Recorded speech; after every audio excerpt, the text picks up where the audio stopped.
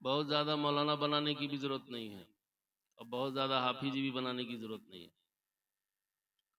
اس لیے کہ مذہبی مقتدی بننے کی صلاحیت سب میں نہیں ہے۔ اس لیے میں یہ بات کہہ رہا ہوں، مذہبی مقتدی بننے کی صلاحیت نہیں ہے، لیکن جو مولانا ہیں اور جو حافظ جی ہیں اور جو امام صاحب ہیں اور جو مذہبی لوگ ہیں، ان سے میری ایک گزارش ہے، ان سے گزارش یہ ہے کہ محلے کا مکتب چھوڑ دیجئے، مسجد کا مکتب بھی چھوڑ دیجئے، اگل بغل کے گھر کی فکر بھی چھوڑ دیجئے، ذرا اپنی چوکٹ کے اندر جھانک کر دیکھیے گھر کے کتنے فرد کو ایمان باللہ، ایمان بالرسول، ایمان بالآخرت کا علم ہے۔ دیکھیں گے اپنے گھر کے اندر جتنے مرد بچے عورت بچیاں ہیں ان کا جائزہ لیجئے کہ ان کا ایمان باللہ، ایمان بالرسول، ایمان بالآخرت کیسا ہے چوکٹ کے اندر، اور ہر فرد یہ کام کر سکتا ہے، ہر فرد۔ میں تو یہاں تک جانتا ہوں کہ بعض علماء کی زندگی، بڑی زندگی گھروں میں گزر گئی، ابا حضور کو کلمہ نہیں آیا، امی صاحبہ کو دین نہیں آیا، گھر سے باہر تو ہماری نگاہیں بہت اٹھتی ہیں، چوکٹ کے اندر بھی تو دیکھیے کتنی گندگی پڑی ہے، اس کو کون صاف کرے گا؟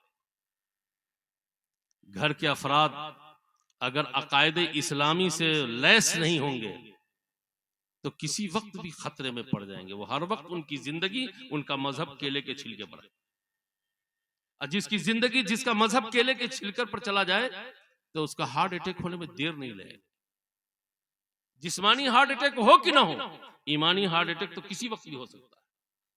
اس لیے گھر والوں کے ایمان باللہ، ایمان بالرسول، ایمان بالآخرت کی فکر کیجئے اور چوکٹ کے اندر کی فکر کیجئے، یہ بنیادی چیز ہے۔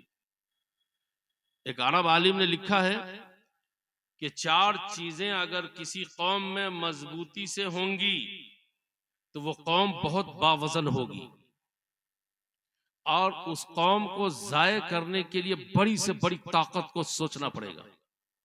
نمبر 1، علم العلماء، ان کے علماء کے پاس علم ہو، ان کے پڑھے لکھوں کے پاس صلاحیت ہو، صرف تعداد نہ ہو، استعداد ہو، علم العلماء۔ تو علم بنیادی مذہب کا ہے، اس مذہب کا علم ہر فرد ٹھوس سے ٹھوس حاصل کرے، مولانا بنے یا نہ بنے، لیکن بنیادی جو مذہبی علم ہے اس پر مضبوطی سے قائم رہے۔ میں اتنا بول چکا ہوں اور شاید بولتے بولتے مر جاؤں گا، تعداد میں کمی آئے گی کہ نہیں اللہ جانے۔ 96% مسلمانوں کو جنازے کی دعا الحمدللہ یاد نہیں ہے، الحمدللہ یاد نہیں۔ کتنے کو یاد نہیں ہے؟ اگر آپ کو اشکال ہو تو ماں مظفر امانی صاحب کو یہاں بیٹھاتا ہوں، ایک ایک کر کے آئیے سنائیے جنازے کی دعا، جلسہ اس کے بعد ختم ہوگا، سنائیے۔ اور جنازہ میں کون جاتا ہے؟ ایک جالے میں اسلام پور میں مر جائے تو اس سے بڑا مجمع جنازے میں ہوتا ہے کہ نہیں ہوتا؟ بتاؤ بھائی۔ 96% مسلمان کو جنازے کی دعا یاد نہیں ہے۔ ماں کی لاش کو کون لے کر جاتا ہے؟ باپ کی لاش کو لے کر کون جاتا ہے؟ میں جنازے کی دعا کا ٹیمپریچر نہیں بتا رہا ہوں، اہل علم کو پریشان نہیں ہونا چاہیے، میں جہالت بتا رہا ہوں، جہالت، بنیادی جہالت۔ یہ نہیں کہیے گا کہ مولانا کو مدارج اسلام معلوم نہیں ہے، وہ بعض باتوں کو ایسی اہمیت کے ساتھ بولتے لگتا جنت جہنم کا فیصلہ اسی پر کر دیں گے۔ مجھے خوب معلوم ہے احکامات کا ٹیمپریچر، اسلام میں جو احکامات ہیں اس کے مدارج الگ الگ ہیں، اب وہ مدارج کم بیس بھی ہوتے رہتے ہیں۔ ایک چیز کا درجہ فرض کا ہے، سنت کا ہے، لیکن جب دونوں کا ٹکراؤ ہو جاتا ہے تو فرض کو ترجیح دی جاتی ہے، سنت کو چھوڑ دیا جاتا ہے۔ احکامات بدلتے ہیں اور ٹیمپریچر ڈاؤن بھی ہوتا ہے۔ فجر کی نماز طویل پڑھنے کا حکم ہے، بچہ رو دیتا ہے تو نبی رحمت نماز کو مختصر کر دیتے ہیں۔ دیکھیں ٹیمپریچر ڈاؤن ہو گیا یہاں فجر کی نماز کی قرات کا۔ عصر کی جماعت ہو رہی ہے، نبی رحمت کو معلوم ہے کہ عصر کی جماعت ہو رہی ہے، میری جماعت چھوٹنے والی ہے. دو بھائی آپس میں لڑتے ہیں تو جماعت کا ٹمپریچر گر جاتا ہے، اور دو بھائی کے لڑنے کے مسئلے کو ختم کرنے کا ٹمپریچر ہائی ہو جاتا ہے. محمد رسول اللہ کھڑے ہو کر کے پہلے بھائیوں میں صلح کراتے ہیں، اس کے بعد جا کر اپنی نماز پڑھتے ہیں. تو میں اہل علم سے گزارش کر رہا ہوں کہ آپ پریشان نہیں ہوئیے گا. میری قوم کا عالم یہ ہے کہ 96% کو جنازے کی دعا یاد نہیں. 4% ہیں صرف جن کو جنازے کی دعا یاد. کیا یہ لمحہ فکریہ نہیں؟ ڈاکٹر بنائیے، آئی ایس بنائیے، آئی پی ایس بنائیے، ایڈوکیٹ بنائیے. آپ تو ہماری ضرورت ہے، ہم تو تلاش کرتے ہیں. ہمارے مسلم پرسنل لا بورڈ کے اکابرین تو مسلم ایڈوکیٹ تلاش کرتے ہیں.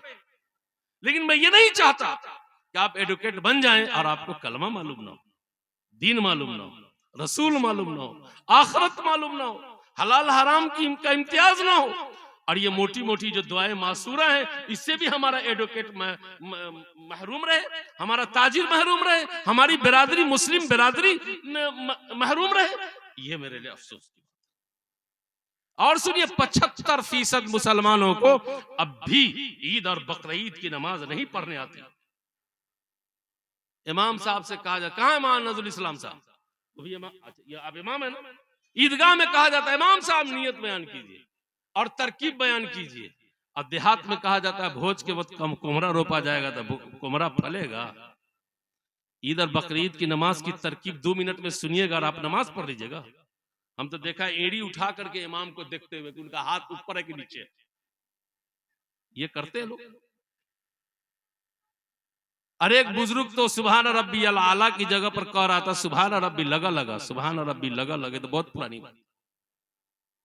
سبحان ربی الاعلیٰ بھی معلوم. عید کی ساری تیاریاں 1 مہینہ پہلے، اور جس 2 رکعت کے لیے تیاری کی جاتی ہے اس کا حال یہ کہ عین عیدگاہ میں ترکیب بتائی جائے. کیا یہ افسوس کی بات نہیں؟ میرے بھائی آپ میرا مت بنیے، ماں مظفر صاحب کا مت بنیے، قائد ریحان صاحب کا مت بنیے، اور دوسرے علماء ہیں مولانا نستوی صاحب، ان کا مت بنیے. اللہ کے واسطے آپ اپنا تو بنیے. اپنا بننے میں کیا پرابلم ہے؟ یہ تو آپ کے بننے کی بات میں بتا رہا ہوں. میں اپنا بنانے ان کے بنانے کی تو بات ہی نہیں کر رہا. میں چاہتا ہوں ہم میں کا ہر فرد اپنا بن جائے. اور اپنا بننا یہ ہے کہ ان کے گھر میں بنیادی دینی تعلیم آ جائے. اس لیے کہ اللہ تعالیٰ کو معاشرے کی اصلاح کرنا تھا اور نبی رحمت کو بھیجا گیا اس کام کے لیے. اور جس وقت بھیجا گیا اس وقت کا معاشرہ انتہائی بدترین معاشرہ تھا. اتنا بدترین تو ابھیوں نہیں. بہت خراب معاشرہ ہو گیا ہے مولانا، لیکن ابھی بھی اتنا خراب نہیں ہے جتنا نبی کے زمانے میں تھا. آپ کو پریشان نہیں ہونا چاہیے، میں حدیث سنا دیتا ہوں. مجمع الزوائد میں روایت ہے، ایک نوجوان آیا اور نبی پاک صلی اللہ علیہ وسلم سے کہا یا رسول اللہ میں ایمان لانا چاہتا ہوں. کہا سبحان اللہ. قبول کی، لائیے ایمان. کہتا ایمان تو لے آؤں گا، ایڈمیشن تو لے لوں گا میں اسلام میں، لیکن اسلام میں ایڈمیشن لینے کے لیے میری طرف سے شرط ہے. ہر مدرسہ کے داخلہ فارم میں لکھا رہتا ہے شرائط داخلہ، یہ مدرسہ والے کی طرف سے. اب وہ لڑکا جو حضور کے پاس آیا تو وہ کہتا ہے کہ نہیں یا رسول اللہ میری طرف سے شرط، تب ہم ایڈمیشن لیں گے. حضور نے پوچھا کیا شرط ہے بتاؤ. عجیب و غریب شرط. اللہ اکبر. اس شرط کا تصور نہیں کیا جا سکتا، اب بھی آپ نہیں کر سکتے. اس نوجوان نے کہا یا رسول اللہ مجھے زنا کرنے کی اجازت دے دی جائے. کیا کہا؟ زنا کرنے کی اجازت دے دی جائے. اللہ. ابھی اپنا معاشرہ اتنا خراب نہیں ہوا ہے کہ کوئی بیٹا باپ سے پیسہ مانگے ابا دیجئے نائٹ گھر میں جائیں گے. اتنا خراب اب بھی نہیں ہوا. بیٹا خود کچھ کر لے الگ بات ہے، لیکن باپ سے پیسہ تک مانگنے نہیں جائے گا کہ پیسہ دیجئے ہم یہ کام کریں گے. اجازت لینا تو دور کی بات ہے. وہ کتنا گندا معاشرہ تھا کہ نبی کے پاس جا کر کے وہ نوجوان کہتا مجھے اجازت دیجئے. اچھا ہمارے جیسا محتمیم اگر ہوتا تو مار لات مار غصہ کے اس کا داخلہ کیا بکسا اکسا لے کے بھگا دیتا. لڑکا سا جو سنیما میں پکڑا جاتا ہے تو کل ہو کے محتمیم سب کا اخراج کر دیتا. حضور صلی اللہ علیہ وسلم نے اس کا اخراج کیا کریں گے، بھگائیں گے کیا، بلکہ شفقت سے پوچھا بیٹا یہ کام کہاں کرو گے ذرا بتا دو. اللہ. اس نوجوان نے کہا یا رسول اللہ وہ پوائنٹ تو سب کو معلوم ہے، وہ کون سا پوائنٹ ہے وہ؟ اچھا اس پوائنٹ پر تو کوئی ہوگی نا؟ کہاں کوئی تو ہوگی، کوئی لڑکی نہ ہو، کہاں لڑکی ہوگی؟ اچھا وہ لڑکی کسی کی بیٹی بھی تو ہوگی، کہاں؟ کسی کی بہن بھی تو ہوگی، کہاں؟ کسی کی پھوپھی بھی ہوگی تو کہاں؟ کسی کی خالہ بھی ہو سکتی ہے، کہاں؟ حضور پاک صلی اللہ علیہ وسلم نے اس مریض کے مرض سے محبت کیا، نفرت کیا، اور مریض سے محبت کیا اور کہا اے بیٹا بتاؤ، اگر کوئی تمہاری پھوپھی، تمہاری بہن، تمہاری بیٹی، تمہاری خالہ کے ساتھ منہ کالا کرے تو تم کو کیسا لگے گا؟ فوراً وہ نوجوان کان پر ہاتھ لے گیا اور اپنی گندگی سے تائب ہوا۔ ادھر آقا مدنی جناب محمد رسول اللہ صلی اللہ علیہ وسلم نے اپنا دست اقدس آسمان کی طرف اٹھایا اور کہا اللہم حسن فرجہ، اللہم حسن فرجہ وطیب قلبہ، اے اللہ اس کو عزت و آبرو کی دولت سے مالا مال کر دیجئے اور ہمیشہ ہمیشہ کے لیے اجنبیہ اور غیر کے تصور سے اس کے قلب کو پاک کر دیجئے۔ اللہ محسن فرجہ وطہر قلبہ، اور اس کے قلب کو پاک کر دیجئے۔ اہل سیر نے لکھا ہے کہ وہ نوجوان جو ایڈمیشن کے لیے آیا تھا ہمیشہ ہمیشہ کے لیے طائب ہو۔ اتنا خراب معاشرہ تھا، النبی کو بھیجا گیا، اصلاح کا کام کہاں سے نبی نے کیا؟ اس کے لیے جو نسخہ آیا، نسخہ رحمانی، اقرا بسم ربک، پڑھیے تب سدھریے گا، نہیں پڑھیے گا تو نہیں سدھریے گا، پڑھیے تب سدھریے، لیکن کٹر مٹر نہیں، جو پڑھیے بڑھیا سے پڑھیے۔ اس لیے کہ اس وقت جتنا جاہل آدمی ہیڈک نہیں ہے، اس سے زیادہ کٹر مٹر جو پڑھا ہوا ہے وہ بہت ہیڈک ہے۔ وہ جب آتا نا تو 5 مرتبہ سلام کرتا ہے، جاہل آتا نا تو 1 مرتبہ سلام کر کے سائڈ مارتا ہے، اب کٹر مٹر والا جو آتا ہے تو 5 مرتبہ سلام مارتے ہیں۔ اللہ اس کے فتنے سے بچائیے۔ اس کو نہ اپنی جہالت کا اعتراف ہے اور نہ اس کے پاس سے علم ہے، دعویٰ ہے کہ ہم سے بڑا پڑھا لکھا کوئی نہیں، آدھار کارڈ اور ووٹر لسٹ سے آگے کچھ جانتا ہی نہیں ہے۔ یہ جو آدھار کارڈ ووٹر لسٹ میں جتنی گڑبڑی ہوئی ہے اس کی وجہ ایک یہ بھی ہے کہ حکومت نے یہ کام اس سے کروایا جو کٹر مٹر پڑھا ہوا ہے، کٹر مٹر جو پڑھا ہوا ہے اس سے حکومت نے یہ کام کرایا، اسی لیے آدھار کارڈ اور ووٹر لسٹ میں نام کی بڑی گڑبڑی۔ اگر قاعدے کے پڑھے لکھے لوگوں سے کرایا جاتا تو شاید اتنی گڑبڑی نہ ہوتی۔ تو عرب عالم نے کہا کہ اپنے سماج کو علم کی قوت سے آراستہ کرو۔ سماج میں جب تک مضبوط علم والے ہوں گے، چاہے وہ انگریزی کے ہوں، چاہے وہ سنسکرت کے ہوں، چاہے وہ مذہبی علم والے ہوں، چاہے وہ عصری علم والے ہوں، اگر وہ با استعداد اور باصلاحیت ہوں گے تو سماج وزنی ہوگا۔ ایک دوسری بات فرمایا اس عرب عالم نے کہ عدل العمرا، سماج میں جو با اثر شخصیات ہیں، جن کے اثرات ہیں سماج میں، وہ انصاف کرنے والے ہوں۔ انصاف، فیصلہ نہیں۔ ہمارے ہندوستان میں بابری مسجد کا فیصلہ ہوا، جج صاحبان نے کل ہو کر کے پرنٹ میڈیا کو نیوز دے دیا، کہا میں نے بابری مسجد کے ساتھ انصاف نہیں کیا ہے، فیصلہ کیا ہے۔ پتا چلتا ہے فیصلہ پریشر میں ہو سکتا ہے، انصاف پریشر کو برداشت نہیں کر سکتا۔ انصاف اور چیز ہے اور پریشر اور چیز ہے اور فیصلہ اور چیز۔ سماج میں جو با اثر شخصیات ہیں ہماری، جن کے اثرات ہیں چاہے جس درجے میں ہو، وہ انصاف پسند بن جائے، سماج وزنی ہوگا، قوم وزنی ہوگی، ملت وزنی، امت میں مضبوطی آئے گی۔ اس لیے کہ فیصلے سے تھوڑی دیر کے لیے رگڑے اور جھگڑے کو تو سائڈ کیا جا سکتا ہے، میں قسم خدا کی کہتا ہوں دل اور دماغ کو مطمئن نہیں کیا جا سکتا۔ دل اور دماغ کا اطمینان تو انصاف پر مشتمل ہے، فیصلے پر نہیں۔ اس لیے عرب عالم نے کہا کہ سماج میں با اثر لوگ، حکام، ذمہ داران عدل اور انصاف سے کام کریں گے تو سماج میں مضبوطی آئے گی، بے چینی اور اضطراب کا خاتمہ۔ تیسری بات عرب عالم نے فرمایا جود الاغنیاء۔ الحمدللہ اسلام پور کو یہ شرف حاصل ہے کہ یہاں ایک ایسا غنی ہے، ایک ایسا مالدار آدمی ہے، صاحب ثروت ہے، جو دین کے لیے ملت کے لیے اٹھ کھڑا ہو سکتا ہے. کا جود الاغنیا، مالدار ہو اور سخی ہو تو اس سماج کو بھی پشیمانی کا سامنا نہیں کرنا پڑے گا، رسوائیوں کا سامنا نہیں کرنا پڑے گا. وہ سخی اپنی سخاوت سے سماج کے ڈس بیلنس لوگوں کو تعاون کر کے بیلنس میں لے آئیں گے. وقار و اعتبار کو بحال رکھنے میں وہ بڑے معاون ہوں گے. جود الاغنیا، سماج کے مالداروں کو سخی ہونے کی ضرورت ہے. یاد رکھیے علم بھی نعمت ہے، مال بھی نعمت ہے. مال پر جو لوگ اژدہا بن کے بیٹھ جاتے ہیں، اگر وہ مال کو نہیں چھوڑ سکتے تو مال ان کو ایک دن ضرور چھوڑ دے گا. اب وہ جب چھوڑ کر کے جائیں گے تو گاؤں میں فتنہ ہی ہوگا. اسی لیے نبی رحمت صلی اللہ علیہ وسلم نے جنازے کی دعا میں یہ بات فرمائی ہے، اللہم لا تفتن بعدا ولا تحرمنا اجرا، کہ اللہ یہ جو ہمارے بزرگ گزر گئے ہیں ان کے گزرنے کے بعد ہم کو کسی فتنے میں مبتلا نہیں کیجیے گا. فتنہ کیا ہوگا؟ مال کی تقسیم کا، جائیداد کی تقسیم کا، گھر کی تقسیم کا. یہ ایسا فتنہ ہوگا کہ خاندان اور کنب اور فیملی چور چور ہو جائے گی. اس لیے حضور نے یہ دعا فرمائی کہ کوئی گھر کا بزرگ گزر جائے تو لا تفتن بعدا، اے اللہ ہم کو ان کے گزرنے کے بعد فتنے میں مبتلا نہ کیجیے گا. ولا تحرمنا اجرا، جب گھر میں بزرگ زندہ رہتے ہیں تو بہت ساری رحمتیں نازل ہوتی ہے. اللہ ان کے جیتے جی جو رحمتیں اتر رہی تھی ان کے گزر جانے کے بعد ہم کو محروم نہ کیجیے. یہ دعا ارشاد فرمائی. تو مال اللہ کی نعمت ہے، لیکن اس پر اژدہا بن کے نہیں بیٹھنا ہے. اژدہا بن کے نہیں بیٹھنا. مال کا کام ہے خرچ ہونا. اگر آپ نے صحیح مصرف میں خرچ کیا تو ٹھیک، نہیں تو کسی نہ کسی طرح سے اس کو چلا جانا ہے، چلا جانا ہے، چلا جانا ہے. یہ طے بات ہے.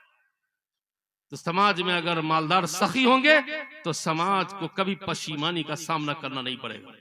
اور آخری بات، دعاء الفقراء. دعاء الفقراء. ہمارے سماج میں ایسے صوفی